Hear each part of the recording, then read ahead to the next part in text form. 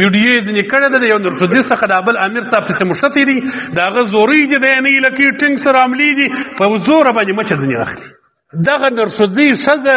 چې د په حاشي په بې حیا جامه کې ولاړه ده دغه حدیث بیانوي پر میډیا تبلیغ کوي په دغه بې حیا جامه په دغه لت سر پر اسرو شونډانو یې بیانوي موږ دغه د دین څه نخرې مه جوړوه دین بې عقلانو ته په لاس مه ورکوه خدای دې غرق و تباه که دین دې خراب کړي اسلام رنګ دې وربد کړي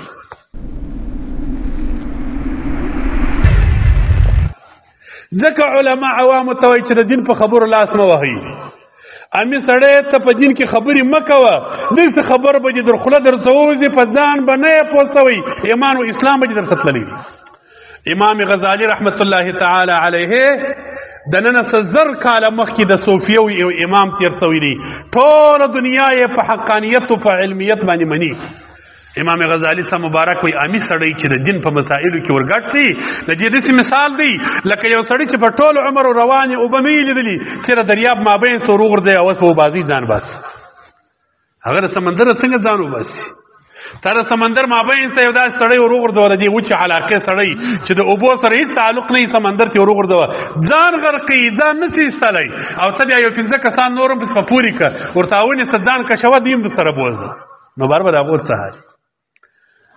د علما چې عوام خلک منکي عوام خلکو دا فکر دی وایي دا ملایان موږ د دینه منکي پر موږ دین نه دی پیرزو زه چې عامي سړي ته وایم چې حاجي صاحب ته عامي سړی راسه د دې ملا خبرو ته غوږ ونیسه دلته زه خبرې درته کوم یو بل عالم ته کښېنه ته مه درېږه چې خلکو ته د دین مسایل بیانوې ته چې مسایل بیانوې خپل ایمان ته خطره پکې پیدا کړې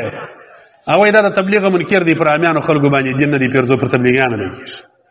امیان هم راپسې غږېږي ملایان هم سره غږېږي بل دلته یو خان ته ورغلي وو موږ مجلس ته ورغلو چې هماغسې کښېناستو ما ته ویله وایي ته پر تبلیغیانو باندې لګېږې پر تبلیغیانو مه لګېږه دا اوله خبره یې د هغه ورسره ما ورته تبلیغیانو د اوس زمانې تبلیغیان خو زما دین و مذهب غلا کوي نو د غلو خو تم خلاف یې نارې وه زه د دین د غلو خلاف یم د دنیا د غلو زه بیا د دین د غلو خلاف یم ول څه غلا یې کړې ده نو مې ورته څه شان ورته وشول ما دغه کتاب وکې لیکي زه د دغو خلاف یم زه د دغه ناروا ته پوه کوم کافر نه بولم ظالم دې نه بولم وژنم دې نه خو عامي سړی درته وایم چې دغه ځای مه کوه نور ته چې ولاړ سې اول په مسجد کې مولوي صاحب درته ناست ته بیان ورته کوې دغه دې اول د شریعت خلاف کار دی دا دې اوله بې عقلي ده د بې عقل د مجلس څه زه درته وایم ټول کتاب پر دې لیکل دي د بې عقل د مجلس ځان وګوره نو دغه امي چې مسجد کې امام ورته ناست دی په محراب کې د مسجد امام مقتدا عالم ناست دی دی بې اجازې ولاړ سې هلته ودرېږي درننه پرې چرسو نارواوې کولې اوس 15 ورځې کېږي رالې سپینه خولۍ په سر که تبلیغ کوي دغه بې عقل دی عالمګیري لیکلي دي دا زموږ عالمګیري لیکلي دي عامي سړی که د ملا په څنګ کې ولاړ سو ملا ناست دی مجلس کې دا د بې عقلي دلیل دی دې ته مه کښېنه ځه د دغو څه نه زه دغه درته وایم زه هم عامي سړی دین زده کوې خدای دې خیر درکړي بستره دې راخستې ده الله دې اجر درکړي موږ دې ملګرتیا کوو دین یې زده که خو راسه عالم ته کښېنه د علماو څه یې زده که د دینه فسخن مه جوړوه تاسو ولیدل قسم دی سړي زړه مو درد وکړي چې زه د دې دین خبره نه وکړم زه یو چا ته حق نه کم بیان نو بیا به بیانوي بیا څوک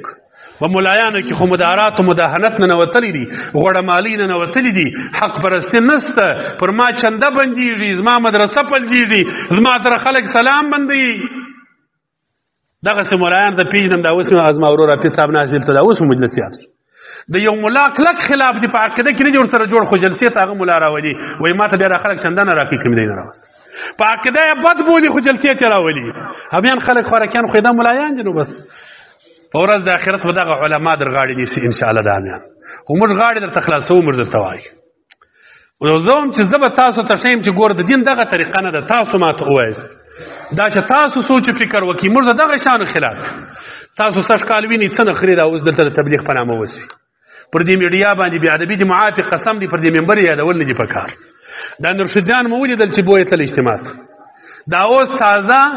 په دې پېښور کې یو میډیا والا دی د یوسف په نامه تاسې وګورئ دا میډیا یې کې پر دا ټلیفونونو باندې یوسف جان په نامه یو زنانو ته یو دوو نرسجانو ته ورغلي دي بې ادبي دي معافي د دې لپاره د عبرت لپاره درته وایم ما ته هم چاره ښکاره کړل